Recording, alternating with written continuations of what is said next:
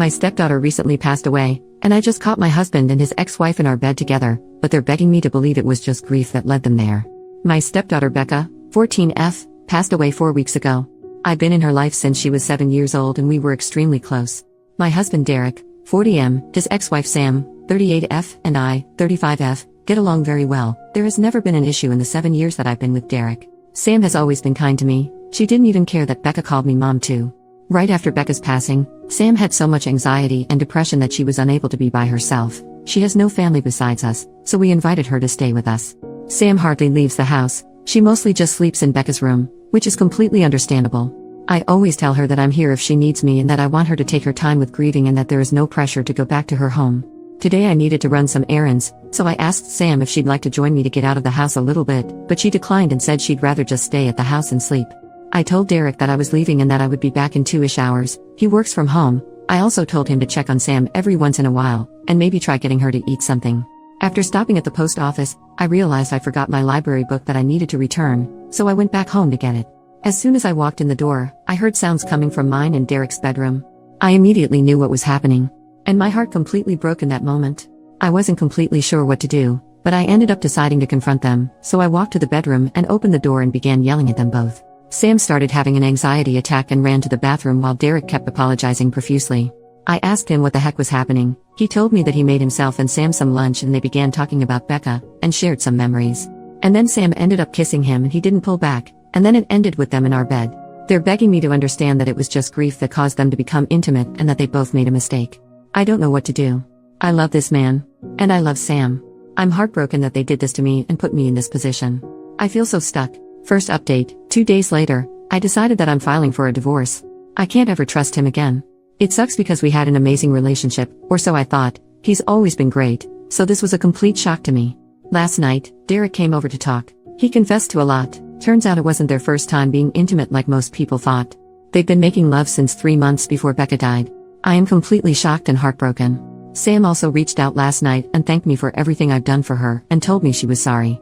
I didn't respond though. I just blocked her. I did so much for Sam and considered her a friend, so this hurts a lot, more than I can handle. This is all too much. As hard as this is gonna be, I need to leave Derek and cut them both out of my life. I am ready to do so. I am done.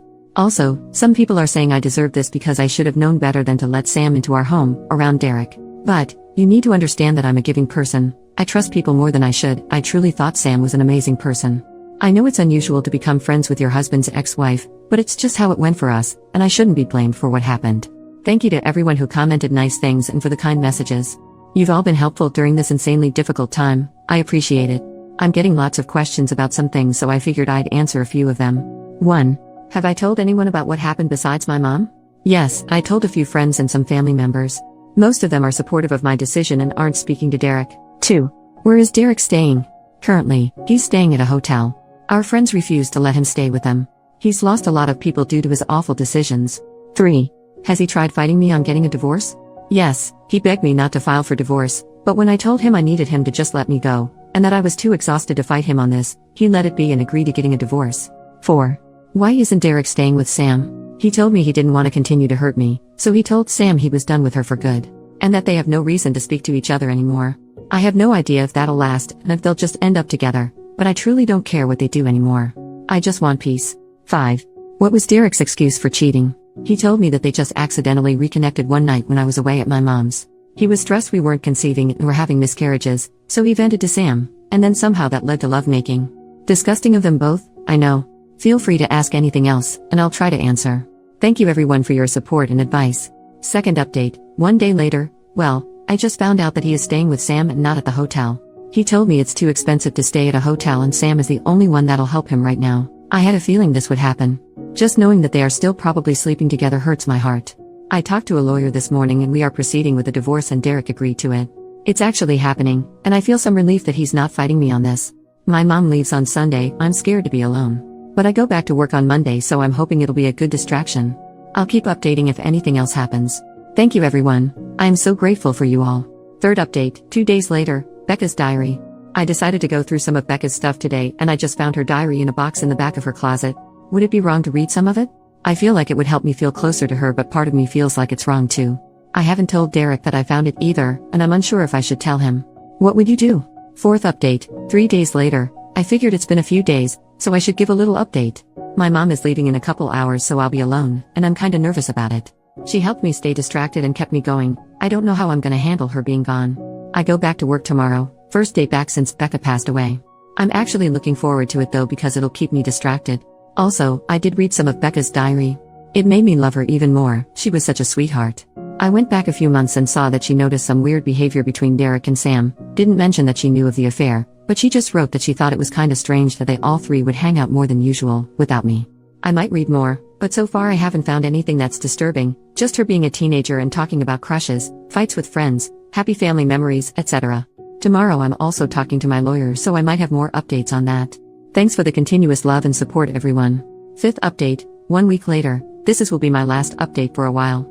I started randomly getting a lot more messages and comments, so I figured I'd do another little last update.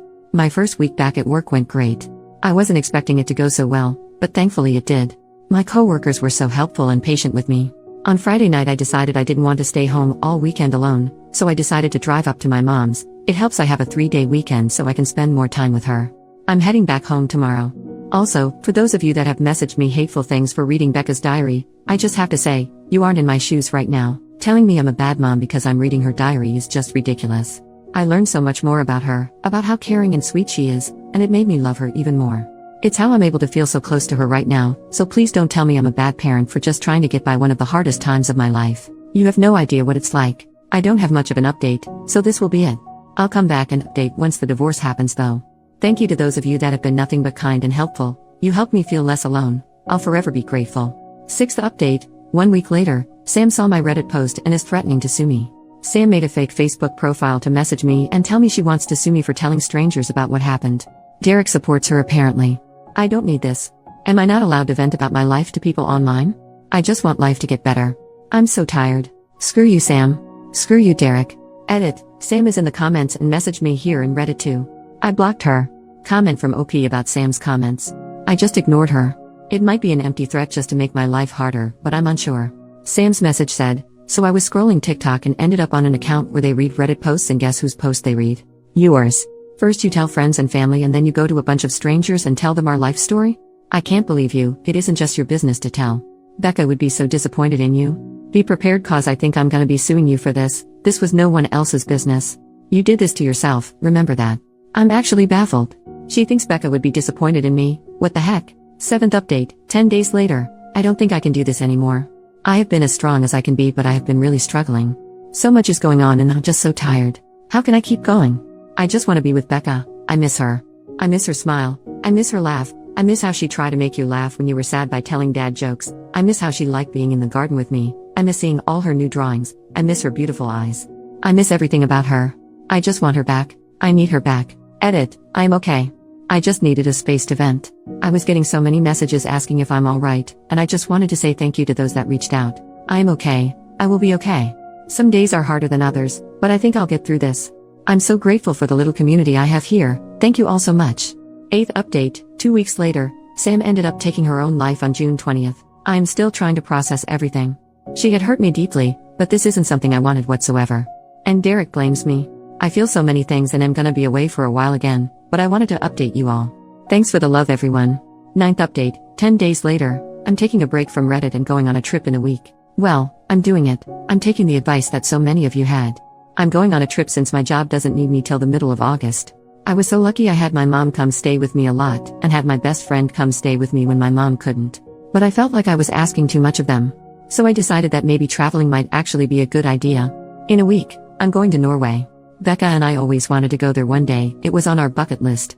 I'm actually excited. I'm also thinking of getting a pet when I come back, but might wait till I move. Thank you to those that recommended I do this.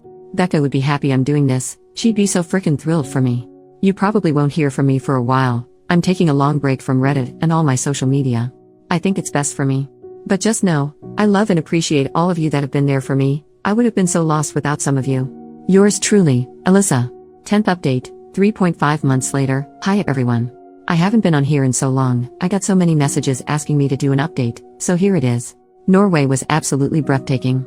I had so much fun and met some amazing people while I was there. I plan on returning in the future for sure. A couple weeks ago was the 6-month anniversary of Becca's death.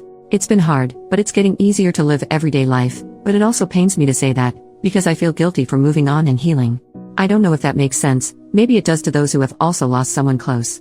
I moved out of Derek's and my house a month ago and got myself a cozy little house all to myself, and oh yeah, I got a dog. His name is Charlie and he's a darling little Cavalier Spaniel. He's been great. I absolutely love him.